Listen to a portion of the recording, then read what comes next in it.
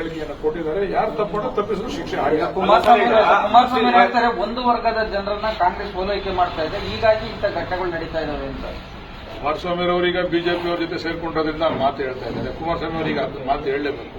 ಮೊದಲು ಅವ್ರ ತಂದೆಯವರು ಏನ್ ಹೇಳಿದ್ರು ಅಂತ ಜ್ಞಾಪಿಸ್ಕೊಳ್ಳಿ. ನಾನು ಮುಸಲ್ಮಾನಾಗಿ ಹುಟ್ಟಬೇಕು ಮುಂದಿನ ಜನ್ಮ ಅಂತಿದ್ರೆ ಅಂತ ಹೇಳಿ ಹೇಳಿದ್ರೆ ಮಾತು ಕೂಡ ಅವರು ಕುಮಾರಸ್ವಾಮಿ ಅವರು ಏನೋ ಈ ಬೆಂಕಿ ಎತ್ಕೊಂಡಿರ್ತಕ್ಕಂಥ ಶೆಡ್ ಅಲ್ಲಿ ಇದನ್ನ ಹಿರಿಯೋದ್ ಬೇಡ, ಕಡ್ಡಿ ಹಿರಿಯೋದ್ ಬೇಡ ಅಂತ ಹೇಳಿ ಅವ್ರಿಗೆ ಎಲ್ಲಿ ನಡೆದ್ರು ಕೂಡ ತಪ್ಪು ಮಾಡಿದ್ ತಪ್ಪೆ. ಅದು ಕುಮಾರಸ್ವಾಮಿ ಅವರು ಇದನ್ನ ಈ ವಿಚಾರದಲ್ಲಿ ಬೆಳೆ ಬೇಯಿಸ್ಕೊಳ್ಳೋದು ತಪ್ಪು ಅಂತ ಹೇಳಿಕ್ಕೆ ಇಷ್ಟಪಡ್ತೀವಿ. ಮೊದಲೆಲ್ಲ ಅವರೇ ಓಲೈಸಕ್ಕೆ ಕೊಟ್ಟಿರ್ಲಿಲ್ವಾ? ಎಲ್ಲ ಮುಸಲ್ಮಾನ್ ಬಂದವ್ರನ್ನ ಓಲೈಸಕ್ಕೆ ಕೊಟ್ಟಿರ್ಲಿಲ್ವ ಅವರು? ಇಲ್ಲಿ ಮುಸಲ್ಮಾನರು ಹಿಂದೂ ಅನ್ನೋ ಪ್ರಶ್ನೆ ಅಲ್ಲ. ಎಲ್ಲೂ ಕೂಡ ಇಂಥ ಘಟನೆಗಳಾಗಬಾರ್ದು. ಯಾವುದೇ ಧರ್ಮಕ್ಕಾಗಲಿ, ಅವ್ರ ಧರ್ಮಕ್ಕೂ ಅಪಚಾರ ಆಗಬಾರ್ದು, ಹಿಂದೂ ಧರ್ಮಕ್ಕೂ ಅಪಚಾರ ಆಗಬಾರ್ದು. ಆ ರೀತಿ ನಾವು ಹಿಂದಿನಿಂದನೂ ಕೂಡ ನಡ್ಕೊಂಡು ಬಂದಿರತಕ್ಕಂಥದ್ದು. ಅದನ್ನ ಪಾಲಿಸ್ಕೊಂಡು ಹೋಗ್ಬೇಕು. ಯಾವ ಧರ್ಮದವ್ರು ತಪ್ಪು ಮಾಡಿದ್ರು ಕೂಡ ಅದು ಕೂಡಲೇ ಅವ್ರ ಮೇಲೆ ಕ್ರಮ ಆಗಬೇಕು. ಮುಂದೆ ಈ ರೀತಿ ಆಗದೇ ಇರತಕ್ಕಂಥ ರೀತಿಯಲ್ಲಿ ಸರ್ಕಾರ ಕ್ರಮ ವಹಿಸುತ್ತದೆ. ಅಲ್ಲ ಸರ್, ಈಗ ಗಣೇಶ ನಡೀತಾ ಇದೆ, ಸೂಕ್ಷ್ಮವಾಗಿರುತ್ತೆ ಮೆರವಣಿಗೆಗಳಿರ್ತವೆ. ಸರ್ಕಾರ ಕಟ್ಟುನಿಟ್ಟಿನ ಕ್ರಮ ಮುಂಚೆ ತೆಗೆದುಕೊಂಡು ಇಂಥ ಘಟನೆಗಳಾಗಲಿಲ್ಲ. ಸರ್ಕಾರ ಅಂದ್ರೆ ನಿಮ್ಮ ಉದ್ದೇಶ ಸರ್ಕಾರನೇ ಮಾಡ್ತಾ ಇದೆ ನಂಗೆ ನೀವು ಮಾತಾಡೋದು ಹೇಳಿ. ಕೆಲವು ಪ್ರದೇಶಗಳನ್ನ ಸರ್ಕಾರ ಗುರುತಿಸಿದೆ, ಎಲ್ಲಿ ಸಾಮಾನ್ಯವಾಗಿ ಈ ತರ ಕೋಮಗಲಭೆಗಳಾಗ್ತವೆ ಅಂತಕ್ಕಂಥ ಪ್ರದೇಶದಲ್ಲಿ ಕಟ್ಟುನಿಟ್ಟಿನ ಕ್ರಮ ತೆಗೆದುಕೊಳ್ತಾರೆ. ಈಗ ನನ್ನ ಕ್ಷೇತ್ರದಲ್ಲಿ, ಮಾಗಡಿ ಕ್ಷೇತ್ರದಲ್ಲಿ ನಾವೆಲ್ಲ ಅಣ್ಣ ತಂದಿರಂತೆ ಇದ್ದೀವಿ.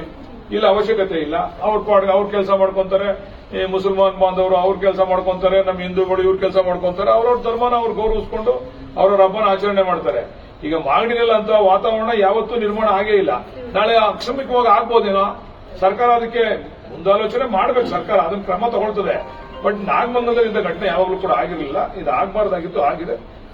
ಮಾಡಿರೋರು ತಪ್ಪು ಮಾಡಿರೋರು ಶಿಕ್ಷೆ ಅಂತ.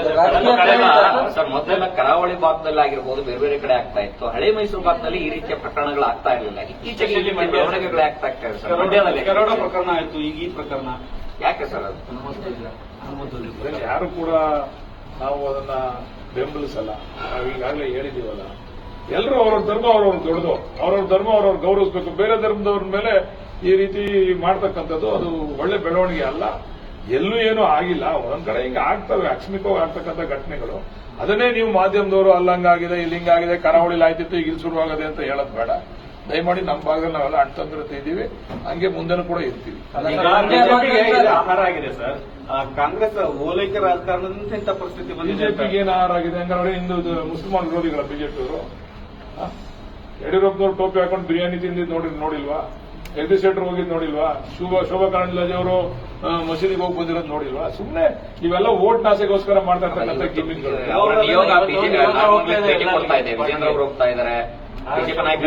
ಬಿಜೆಪಿಯವರು ಸದಿ ಇಂಥವು ಕಾಯ್ತಾ ಇರ್ತಾರೆ. ಅಭಿವೃದ್ಧಿ ವಿಚಾರದಲ್ಲಿ ಯಾವತ್ತೂ ಕೂಡ ಅವ್ರ ಮತ ಕೇಳೋ ಅಭ್ಯಾಸನೇ ಇಲ್ಲ. ಜಾತಿಗಳ ಮಧ್ಯೆ ವಿಷ ಬೀಜ ಬಿದ್ದು ಸಮಾಜದಲ್ಲಿ ಈ ತರ ಕೆಟ್ಟ ಪರಿಸ್ಥಿತಿಯನ್ನ ಉಪಯೋಗ ಪಡ್ಕೊಳ್ಳಿಕ್ಕೋಸ್ಕರ ಹೋಗ್ತಾ ಇದ್ದಾರೆ. ಬಹುಶಃ ನಮ್ಮ ರಾಜ್ಯದ ಜನ ಅದಕ್ಕೆಲ್ಲ ಅವಕಾಶ ಕೊಡೋದಿಲ್ಲ. ನಾವೆಲ್ಲ ಅಣ್ತಂದಿರಂತೆ ಇದ್ದೀವಿ, ಮುಂದೆನೂ ಕೂಡ ಇರ್ತೀವಿ.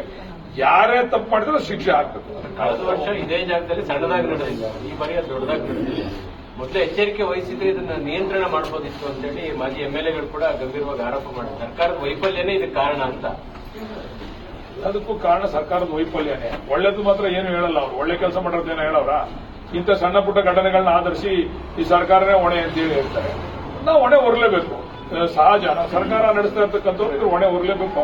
ಮುಂದಿನ ದಿವಸದಲ್ಲಿ ಇದ್ರ ಬಗ್ಗೆ ಮುನ್ನೆಚ್ಚರಿಕೆ ಕ್ರಮ ತಗೊಂಡು. ಈಗ ಮಂಡ್ಯ ಜಿಲ್ಲೆಯಲ್ಲಿ ನಡೀತಾ ಇರುವಂತಹ ಈ ಒಂದು ಕೋಮು ಗಲಭೆಗಳಿಗೆ ಕೆರಗೋಡು ಮತ್ತೆ ನಾಗಮಂಗಲ ರಾಜಕೀಯ ಪ್ರೇರಿತರ ರಾಜಕೀಯ ಪಿತೂರಿ ಇದೆ ಅಂತ ಅನ್ಸುತ್ತಾ ಅಂತ ನಾನು ಹೇಳಿಲ್ವಾ? ನಮ್ಮ ಮಾಜಿ ನಾಯಕರು ಸ್ಟೇಟ್ಮೆಂಟ್ ಇಂಥದ್ರಲ್ಲಿ ಮಾಜಿ ನಾಯಕರು ಗೌರವಯುತವಾದಂತಹ ಸ್ಟೇಟ್ಮೆಂಟ್ಗಳನ್ನ ಕೊಡಬೇಕು. ಅವರೇ ಪ್ರಚೋದನೆ ಬರತಕ್ಕಂಥ ರೀತಿಯಲ್ಲಿ ಏನೋ ಮುಸಲ್ಮಾನರನ್ನೇ ಓಲೈಸ್ತಾರೆ ಇವರು ಅಂತಕ್ಕಂಥ ರೀತಿಯಲ್ಲಿ, ಆ ರೀತಿಯಲ್ಲಿ ಒಬ್ಬ ಮಾಜಿ ಮುಖ್ಯಮಂತ್ರಿಗಳು ಹೇಳ್ತಕ್ಕಂಥದ್ದು ಸೂಕ್ತ ಅಲ್ಲ.